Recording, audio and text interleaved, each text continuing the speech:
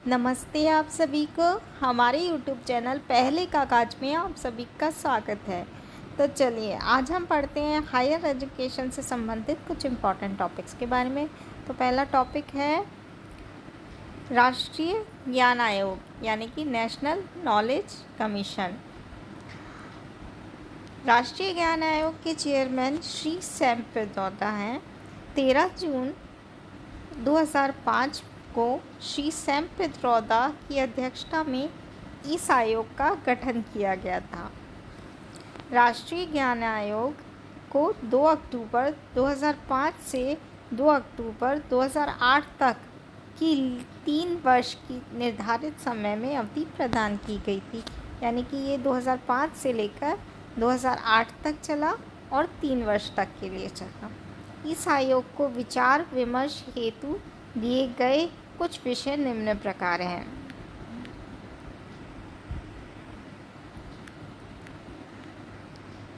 पहला पॉइंट है 21वीं शताब्दी की ज्ञान चुनौतियों का सामना करने के लिए शैक्षणिक प्रणाली में उत्कृष्टता एक्सीलेंस का निर्माण करना एवं ज्ञान के क्षेत्रों में भारत के प्रतिस्पर्धा लाभ को बढ़ाना। दूसरा पॉइंट है विज्ञान तथा प्रौद्योगिकी प्रयोगशाला में ज्ञान के सृजन को बढ़ावा देना। तीसरा पॉइंट है बौद्धिक संपदा अधिकारों के क्षेत्र में कार्यरत संस्थाओं के प्रबंध में सुधार लाना। चौथा पॉइंट है कृषि तथा उद्योग में ज्ञान प्रयोगों को बढ़ावा देना। अगला 5वां पॉइंट है नागरिकों के लिए एक प्रभावी पारदर्शी तथा जवाबदेही संवादप्रदता के बनाने के लिए सरकार की ज्ञान क्षमताओं के प्रयोग को बढ़ावा देना एवं सार्वजनिक लाभ को अधिकतम करने के उद्देश्य से ज्ञान के व्यापक आदान प्रदान को भी प्रोत्साहित करना। इस प्रकार राष्ट्रीय ज्ञान आयोग के कुछ निम्न उद्देश्य भी थे प्रमुख रूप से। पहला है राष्ट्रीय मतलब जो शैक्षणिक प्रणाली है उसको सदृढ़ करने और स्वदेशी अनुसंधान व नवाचार को बढ़ाने, स्वास्थ्य कृषि व उपयोग जैसे क्षेत्रों में ज्ञान प्रयोग को सुविधाजनक बनाया, आधिकारिकता को बढ़ाना तथा पारस्परिक संपर्क को सुधारने के लिए सूचना व संप्रेषण तकनीकों के उपयोग करने तथा वैश्विक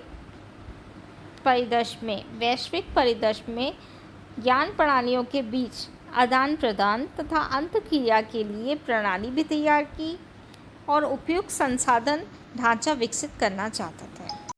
राष्ट्रीय ज्ञान आयोग की सिफारिशें। इस आयोग ने अपनी सिफारिशों की रिपोर्ट 4 बार प्रस्तुत की थी, 2006, 2007, 2008 तथा 2009 में। इस आयोग का संपूर्ण प्रतिवेदन 2009 में राष्ट्र के नाम प्रतिवेदन रिपोर्ट ऑफ द नेशन के नाम से प्रकाशित हुआ था। इस आयोग ने 5 प्रतिवेदन भागों में विभाजित किया गया था, मतलब इस आयोग ने प्रतिवेदन को 5 भागों में विभाजित किया था। कौन से भाग हैं वो पढ़ते हैं। पहला था ज्ञान की सुलभता, एक्सेस ऑफ नॉलेज।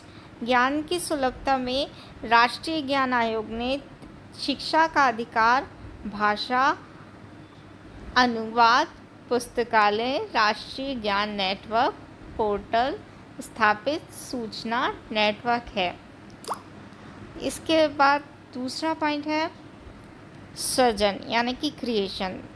सृजन के अंतर्गत 5 बिंदुओं पर प्रकाश डाला राष्ट्रीय ज्ञान आयोग ने, जिसमें था राष्ट्रीय विज्ञान और सामाजिक विज्ञान फाउंडेशन, सरकारी वित्त पोषित कानूनी तंत्र, बौद्धिक अधिकार, नवाचार, उद्यमशीलता, इस पर जोर डाला गया। तीसरा पॉइंट था ज्ञान की सिद्धांतता, मतलब नॉलेज ऑफ कॉन्सेप्ट। ज्ञान के सिद्धांत के तहत स्कूली शिक्षा, व्यावसायिक शिक्षा, उच्च शिक्षा, विधिक शिक्षा, चिकित्सा शिक्षा इंजीनियरिंग शिक्षा, मुक्त और दूरस्थ शिक्षा, उत्तम पीएचडी, इस पर जोर दिया गया। चौथा पॉइंट था सेवाएं, सर्विसेज। सेवाएं में भारत निर्माण, ग्रामीण रोजगार गारंटी की शुरुआत, ई प्रशासन व्यवस्था के द्वारा लागू किए जाने पर बल देना था। और पांचवा पॉइंट था अनुप्रयोग, यानी कि एप्लीकेशंस। अनुप्रयोग के तहत परंपरागत चिकित्सा, कृषि, जीवन स्तर में सुधार लाना तथा सभी अनुप्रयोग में समावेश किया गया। राष्ट्रीय ज्ञान आयोग की मुख्य सिफारिशें क्या थी? मुख्य सिफारिशें इस प्रकार है: शिक्षा, प्रशासन एवं वित्त संबंधी सुझाव। उन्होंने मुख्य सिफारिश की थी राष्ट्रीय ज्ञान आयोग ने शिक्षा, प्रशासन और वित्त संबंधी सुझाव के बारे में, जिसमें पहला पॉइंट था निजी स्कूलों को दी जाने वाली सहायता में थोड़ा लचीलापन लाना चाहिए। और दूसरा पॉइंट था राष्ट्रीय मूल्यांकन निकाय स्थापित करना। अब ऑप्शन, शिक्षा के संगठन में जुड़ी आयोग की सिफारिश। इसके में पहला पॉइंट है आयोग उच्च शिक्षा में पूर्व निर्धारित स्नातक, परास्नातक एवं अनुसंधान की संकल्पना को ही स्वीकारता है। दूसरा पॉइंट था आयोग स्कूली शिक्षा को 2 वर्गों में विभाजित करता है, प्रारंभिक और माध्यमिक स्तर। आयोग के अनुसार विभिन्न शिक्षण तथा अनुसंधान संस्थानों के साथ विशेषज्ञ एवं सरकारी अधिकारियों के मध्य विचार विमर्श के लिए एक नेटवर्क तैयार करना है। अगला था स्कूली शिक्षा से जुड़ी आयोग की सिफारिश। इसमें पहला पॉइंट था शुरुआत से ही अंग्रेजी पर बल देना चाहिए और स्कूल में सामाजिक सेमिनारों का आयोजन भी करना चाहिए। तीसरी कक्षा से एक विषय अंग्रेजी में पढ़ाया जाना अनिवार्य।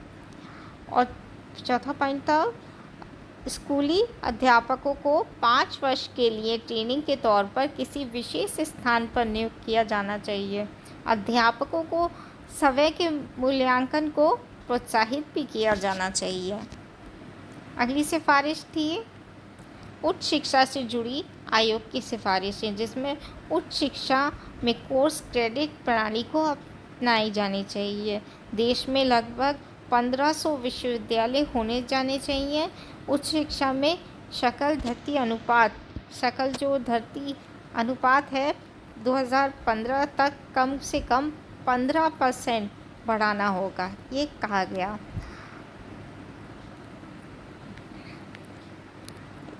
अगला पॉइंट था आंतरिक मूल्यांकन में सिर्फ 25% अंक देने चाहिए तथा बाद में उसे धीरे धीरे बढ़ाकर 50% तक करना चाहिए।